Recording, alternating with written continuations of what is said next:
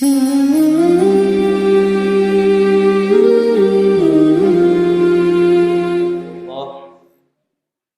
قال الله تعالى يا أيها الذين آمنوا اتقوا الله حق تقاته ولا تموتن إلا وأنتم مسلمون. Amma ba'd. Pertama-tama marilah kita senantiasa panjatkan puji syukur kehadirat Allah Subhanahu wa taala atas limpahan karunia serta rahmat yang Allah berikan kepada kita. Juga salawat dan salam tak lupa pula senantiasa kita kirimkan kepada junjungan kita, kekasih Allah Subhanahu wa taala, yakni Rasulullah Muhammad sallallahu alaihi wasallam, beserta seluruh keluarganya, sahabatnya, tabi'ut tabi'in hingga umat yang senantiasa mengikuti sunnah beliau. Iya, baik. Insyaallah pada kesempatan kali ini yang perlu kita bahas adalah mengenai kitab yang ditulis oleh Al-Ustadz Yazid bin Abdul Qadir Jawas, yaitu Syarhu Aqidati Ahlus Sunnah wal Jamaah, syarah atau penjelasan keyakinan orang yang ahli dalam melaksanakan sunnah dan mengikuti jamaahnya para sahabat.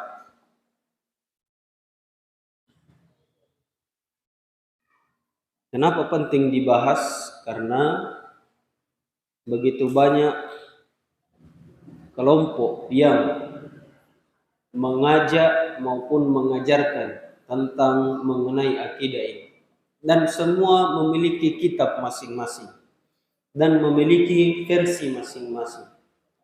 Sehingga dalam akidah Ahlus Sunnah wal Jamaah pun wajib untuk kita jelaskan, biar para penerus, para pelajar juga dapat memahami, oh ternyata keyakinan kita itu berdasar atas dalil-dalil yang ada, bukan cuma ikut-ikut.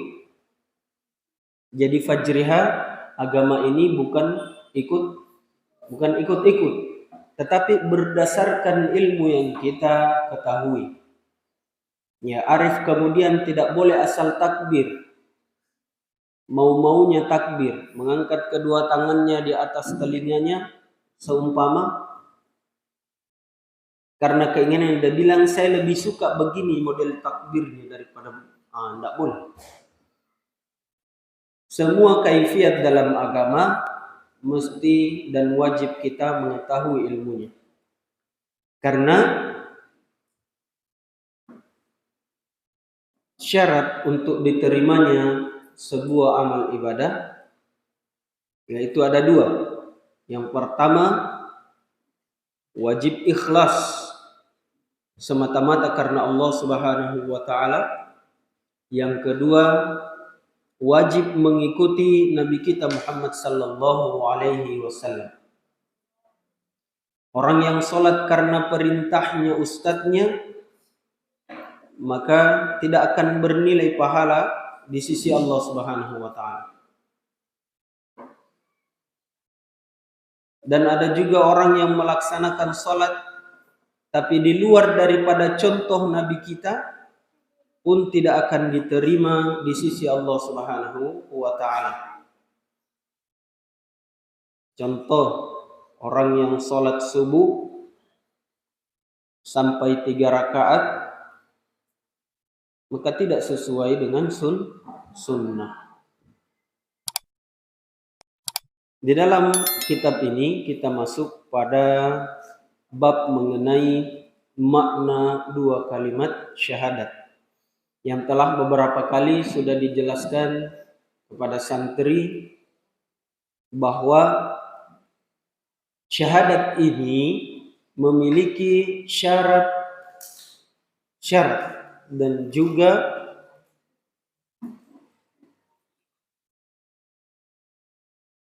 rukun. Syarat-syaratnya sudah dijelaskan. Yang pertama, apa yang pertama? Al-ilmu, mengetahui artinya. Ya, soal kepada semua santri. Ma makna kalimah la ilaha illallah?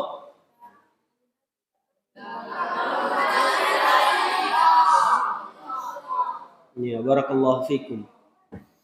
Artinya la ilaha illallah, la ma'buda bihaqqin illallah. Jadi bukan artinya tidak ada Tuhan selain Allah, tetapi tidak ada yang berhak diibadahi atau disembah dengan benar kecuali Allah. Nah, itu artinya la ilaha illallah. Jadi bukan tidak ada Tuhan selain Allah, tapi tidak ada yang berhak diibadahi dengan benar kecuali Allah. Dalilnya dalam Quran surah Muhammad ayat 19, kata Allah, fa'lam, ketahuilah, semua manusia, fa'lam annahu la ilaha illallah.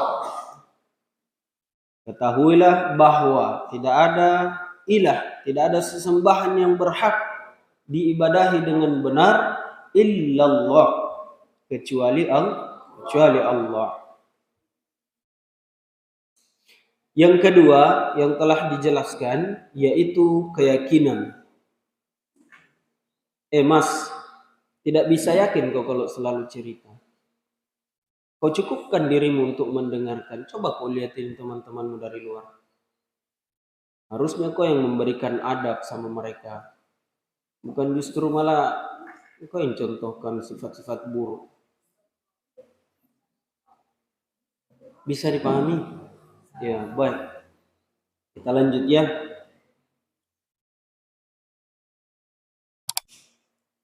Yang kedua syaratnya syahadat adalah al-yaqin, keyakinan kita. Orang bersyahadat tapi ragu-ragu, maka keislamannya pun bisa dinilai dengan Islam munafik, Islam palsu. Kita saja kalau beli barang, kalau palsu, ya pasti kita tolak. Mau beli ayam Bangkok, yang datang ayam potong, ya pasti kita tolak.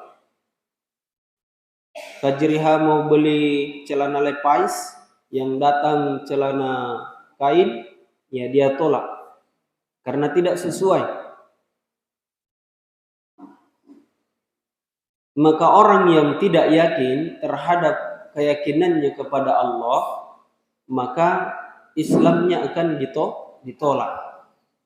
Kenapa bisa? Ya, kalau orang tidak yakin sama Allah pasti tidak sholat, mengajinya susah, ya belajarnya susah, semuanya susah.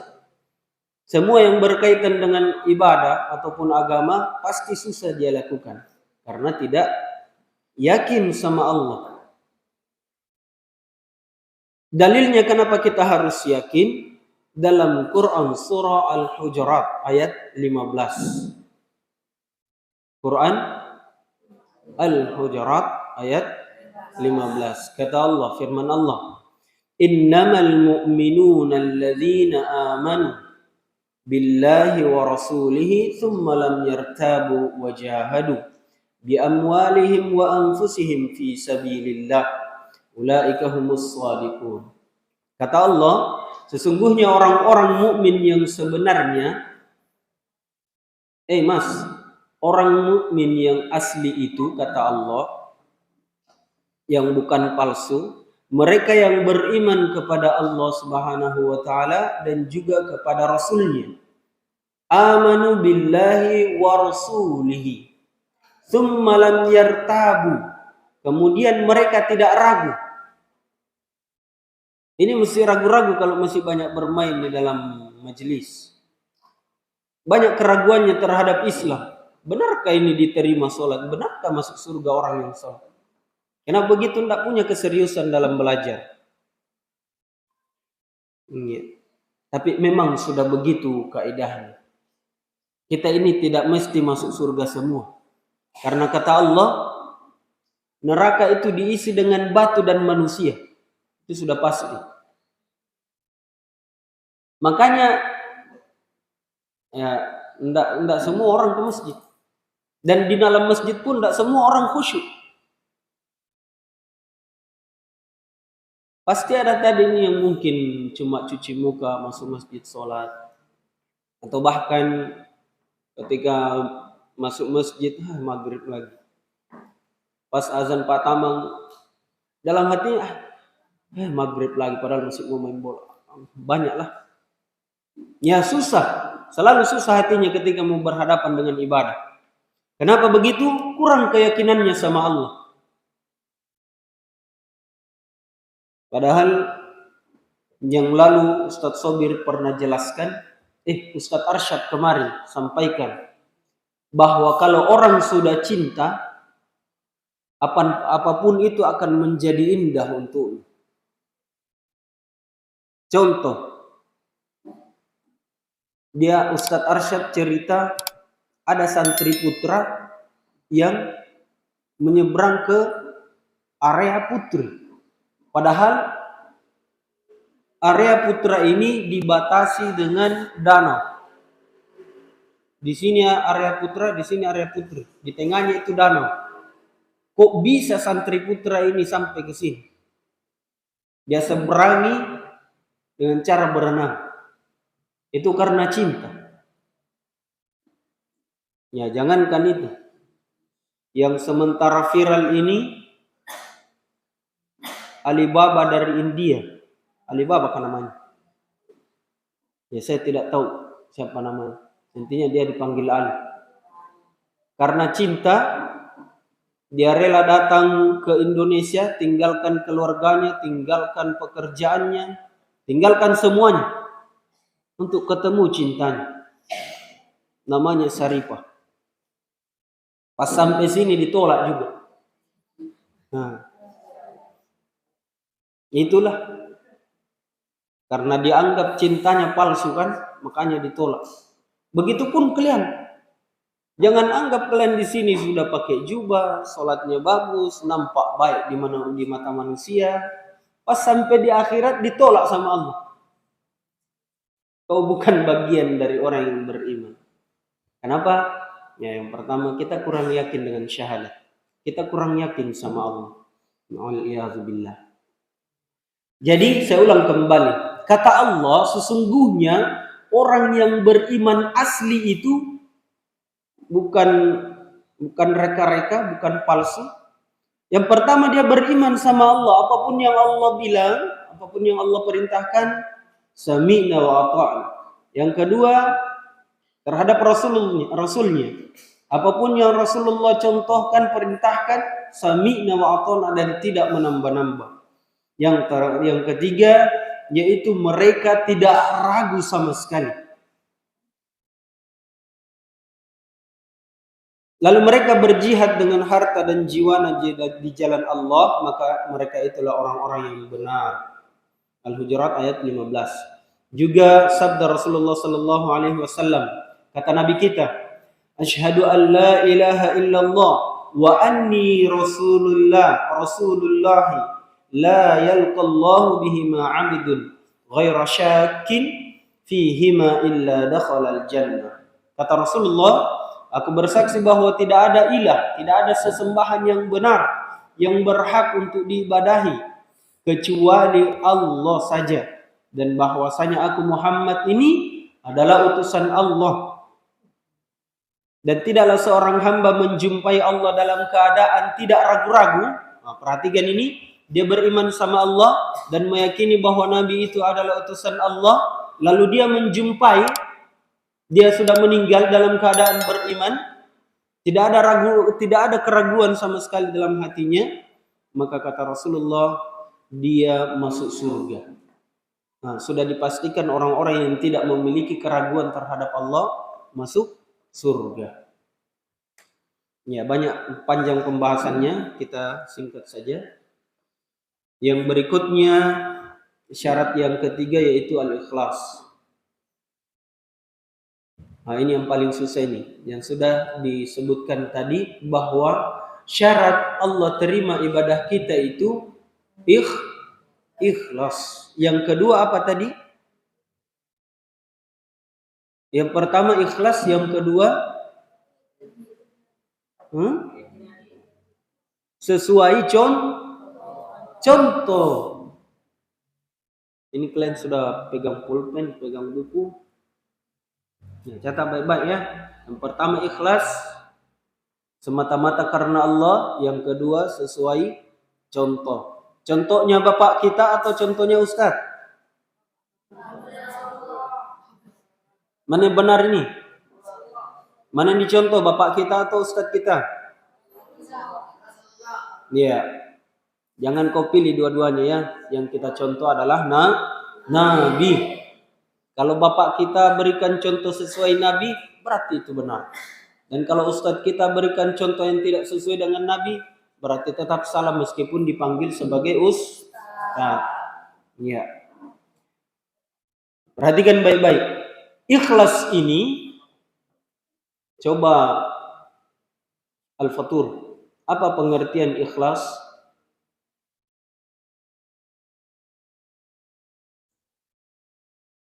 Bagaimana kau pakai gelang, makanya kau lupa lagi. Gara-gara gelang itu makanya kau lupa.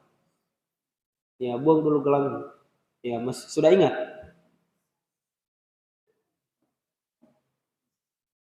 Sudah diingat? Ya, Raihan. Apa pengertian ikhlas?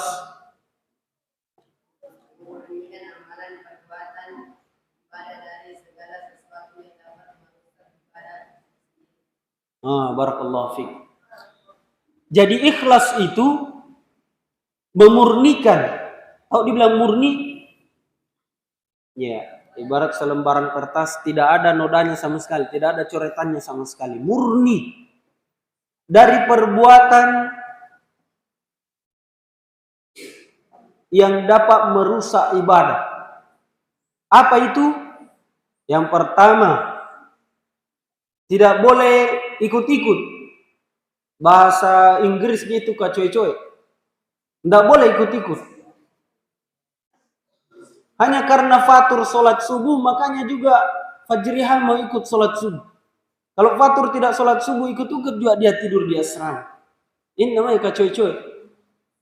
Tidak ada dasar iman dalam hatinya. Tidak ada tergerak dalam hatinya. Tidak ada bergetar dalam hatinya kalau tidak sholat ini. Ya Allah, banyak di dosanya. Nah, yang pertama kacoy-coy. Yang kedua, bisa jadi karena paksaan. Karena kalian selalu takut dengan hukuman. Mari jo cepat dihukum nanti. Begitu. Selalu standarnya itu, mari jo cepat dihukum nanti. Tidak pernah berpikir bahwasanya perintah sholat ini bukan perintahnya ustaz, perintahnya Allah. Atau bahkan kadang-kala selevel ustaz pun kadang-kala begini. Ke masjid itu nanti apa dia bilang santri. Kalau ustaznya tidak ke masjid. Kadang-kala juga ustaz begitu. Dia sholat itu gara-gara malu saja. Malu. Mana ustaz ini? Kenapa tidak sholat subuh? Mana ustaz? Malu saja dengan diri. Malu dengan dunia. Tidak pernah dia pikir Allah. Nah, ini orang-orang yang kurang ikhlas. Yang ketiga, sering menyebutkan kebaikannya. Alhamdulillah, minggu ini full saya sholat tahajud. Padahal tidak dikasih bangun saya itu. Lain dengan tetangga saya itu. Dia cerita-cerita kebaikan. Uang 100.000 saya bawa hari ini. Hari ini saya mau sedekahkan 99.000. Dia cerita semua kebaikannya. Sebenarnya saya lapar. Cuma karena saya lihat temanku lebih lapar, makanya saya kasih dia makanan. Biarlah saya lapar. Dia cerita semua jangan anggap itu ikhlas dulu. Kalau kau sering sebutkan kebaikanmu, maka hati-hati. Jangan suka menceritakan kebaikan. Karena kapan selalu kau cerita, kalau bukan saya itu tidak bangun itu santri itu. Kalau bukan saya yang suruh tadi itu mana mau bersih itu. Kalau bukan saya yang bersihkan itu masjid, begitu semua selalu dicerita kebaikannya. Ini akan mengurangi keikhlasan. Dalilnya Quran surah Az-Zumar ayat 2 sampai 3. Kata Allah Subhanahu wa taala, fa'budillaha mukhlishan lahuddin. Ala lillahi dinul khalis. Kata Allah, maka ibadahlah. Kemarin sudah saya jelaskan, Allah menggunakan huruf fa, bukan summa atau waw. Karena kalau waw itu mesti ada jeda. Kalau fa, maksudnya Allah itu segerakan. Kalau ada kebaikan maka segerakan. Beribadah, bersegera beribadah kepada Allah.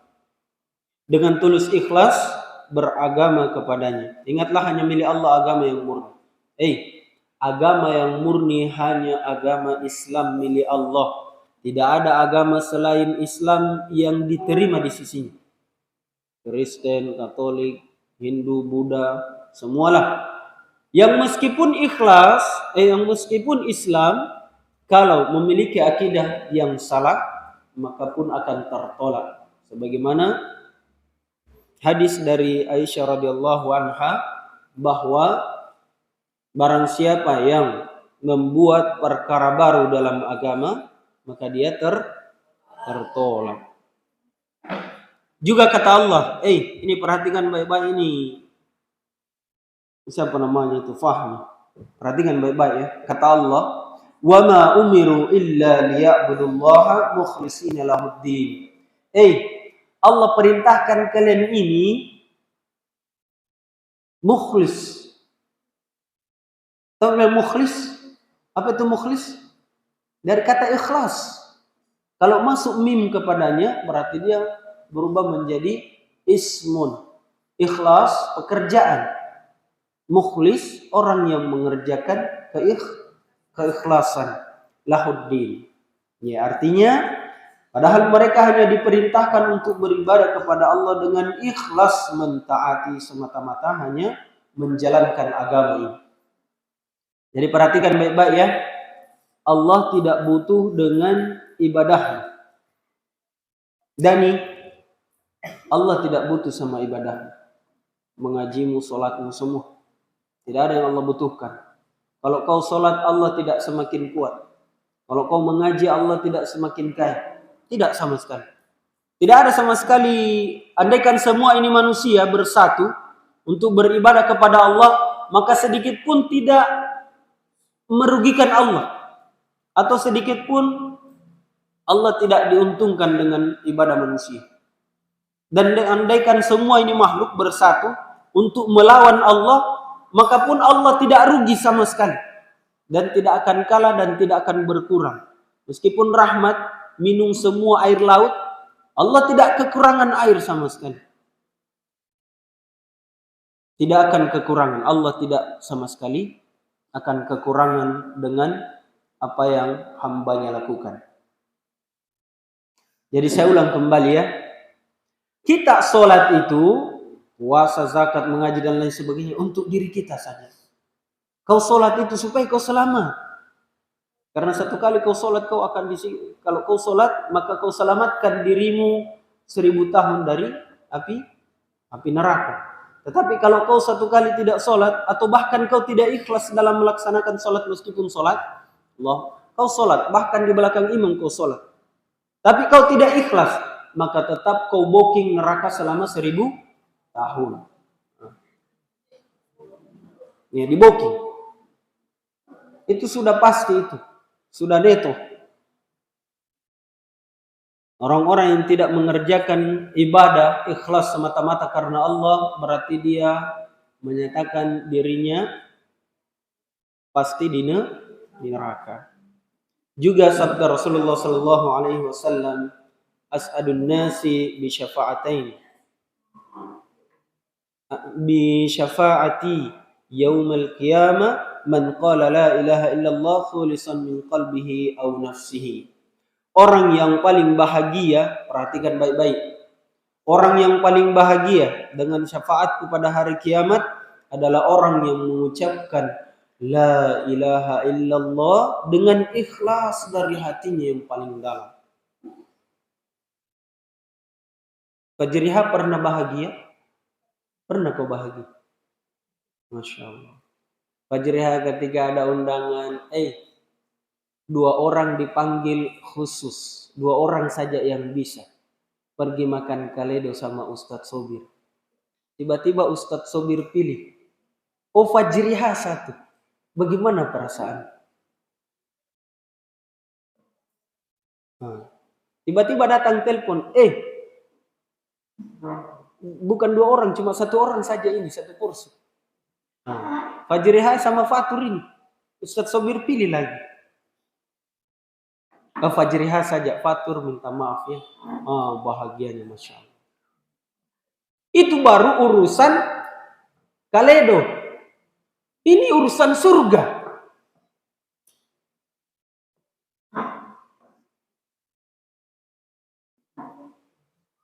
Makanya orang beriman itu Masya Allah. Ini tidak ada indah-indahnya dunia yang dia rasakan. Sebentar sekali saja kita hidup. Saya ulang kembali ya.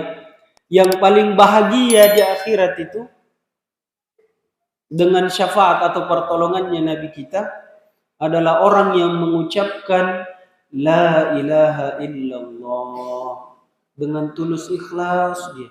Selalu dia basahi bibirnya dengan La ilaha illallah, la ilaha illallah. Daripada selalu panggil temannya, woi tam, belum, woi PC, woi botak.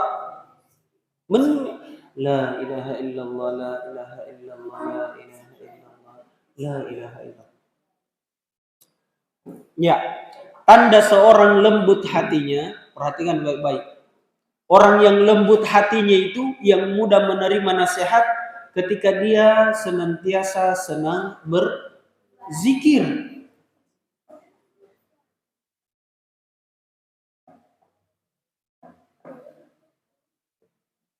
Kata seorang ulama, perhatikan baik-baik ini yang paling penting. Orang yang beriman itu ketika melakukan dosa, maka dia ibarat seperti kedapatan mencuri atau akan ditimpa sesuatu yang sangat besar. Orang beriman itu, saya ulang kembali, ketika melakukan dosa kecil, itu ibaratnya seperti orang yang akan ditimpa musibah yang sangat besar. Ibaratnya seperti Fahmi pergi curi bebek. Kelihatan di CCTV. Di-upload. Kalau kau tidak kembalikan bebek, maka kami akan bakar kau hidup-hidup. Sudah viral ini mukanya Fahmi ini dibuang. Bagaimana perasaannya ini mau dibakar hidup-hidup? Ini hukum adat. Mau dibakar hidup-hidup gara-gara bebek. Pasti takut sekali. Takut sekali. Orang yang beriman lebih takut daripada itu perasaannya Fahmi tadi. Ketika melakukan dosa. Karena dia tahu bukan cuma dibakar nanti. Tidak mati-mati kita nanti di akhirat ini. Tidak mati-mati orang di neraka. Bakarnya bukan 1 hari. Makanya ketika mau ejek temannya dia pikir betul. Atau ketika dia mau pakai sendalnya temannya dia pikir betul. Kalau mau pakai sendalnya temannya, dosa ini. Astagfirullahaladzim, jangan. Mau dia pakai odolnya temannya, dosa ini, jangan. Tapi orang yang, perhatikan baik-baik, orang yang tidak ada iman dalam hatinya itu ketika melakukan dosa ibarat lalat yang hinggap di hidungnya. Biasa-biasa. Dia tumbuk temannya biasa-biasa, dia anggap bukan dosa. Temannya sementara jalan, tiba-tiba langsung datang dari belakang, lari, dia tendang belakangnya, baru ketawakan, biasa-biasa, dia santai. Atau dia panggil nama temannya dengan nama bapaknya, Wah Ibrahim. Sembaranglah dia bilang. Atau dia panggil nama temannya dengan nama ibunya. Dosa besar itu, durhaka itu. Tapi kalau orang beriman, maka menganggap bahwa itu sesuatu yang sangat mustahil untuk dia lakukan. Tapi orang yang tidak beriman, ya mudah saja. Ya kau timbanglah dirimu. Di mana saya sebenarnya ini? Golongan mana saya ini? Kau tengoklah, kalau kau di golongan beriman, maka istiqomah kau di sana. Tapi kalau kau beriman, maka timbang-timbang baik-baik ya Allah. Jangan sampai saya termasuk orang yang durhaka ini Allah. Jangan sampai termasuk orang yang berdosa. Ya, saya ulang kembali ya. Di dalam memahami akidah, maka kita perlu untuk mengetahui betul ilmunya. Tahu betul artinya. Fa'lam apa tadi itu? Annahu la ilaha illallah. Ketahuilah bahwa tidak ada yang berhak disembah kecuali Allah dengan benar. Yang berikutnya kita mesti yakin. Kalau sudah sholat selama ini, yakin mengaji selama ini, yakin kau dapat pahala. Tapi kalau kau selalu karena perintah manusia, yaitu belum ada keyakinan dalam hatimu. Kayak macam OSIS. Kalau gara-gara OSIS saja datang ke sini, itu berarti kurang yakin. Tapi karena kalau ilmu kau datang ke sini, itulah keyakinan. Juga santri. Karena gara-gara posisi santri duduk di sini, maka keyakinan itu akan berkurang. Tetapi karena kau menuntut ilmu agama, maka itulah keyakinan yang sesungguhnya. Yang berikutnya ikhlas. Kita tidak disuruh, kita tidak diapa-apa, tapi semata-mata ingin mencari ridho Allah Subhanahu wa taala. Berikutnya syarat yang keempat yaitu as-sidqu. Apa itu as-sidqu? Jujur.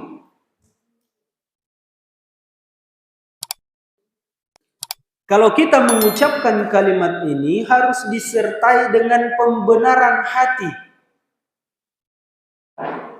Barang siapa yang lisannya mengucapkan namun hatinya mendustakan, maka ia adalah munafik dan pendusta.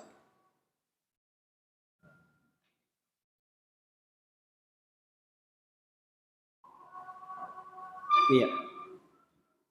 Karena sudah azan, kita cukupkan ya. Mudah-mudahan kita mendapatkan berkah dan hidayah. Subhanakallahumma wa bihamdika asyhadu an la ilaha illa anta astaghfiruka wa atubu ilaik. Assalamualaikum warahmatullahi wabarakatuh.